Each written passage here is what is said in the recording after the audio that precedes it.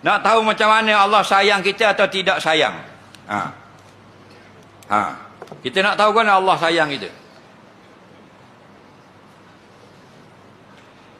Kita nak tahu kan kalau bini kita sayang kita?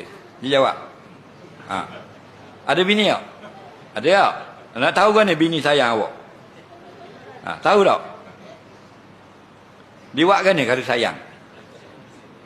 Kalau dulu dia taat kita. Betul tak?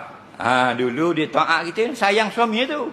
Nah, taatnya ke suami, faham? Itu orang sayang suami, faham? Leni buat kan ni?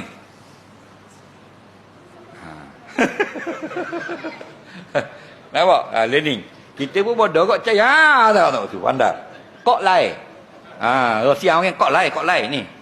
Minileh. Atau gambar gini kita pun mampu bodoh dulu. Nampak tak? Nah, ni akhir zaman. Nah, pada hari ni kita jahat. Dia buat gini je. Mampu 500 ya. Nampak tak? Jadi isteri yang sayang suami sebenarnya dia taat kepada suami.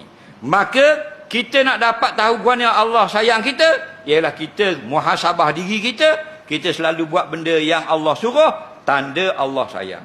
Dan banyak turun ujian kepada kita.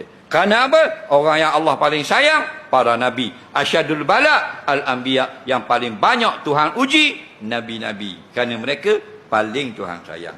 Nah, kalau semua juruh belaka jadi molek belaka menega, kau laku pakak, kau naik takut-takut, Allah benci kita. Nah,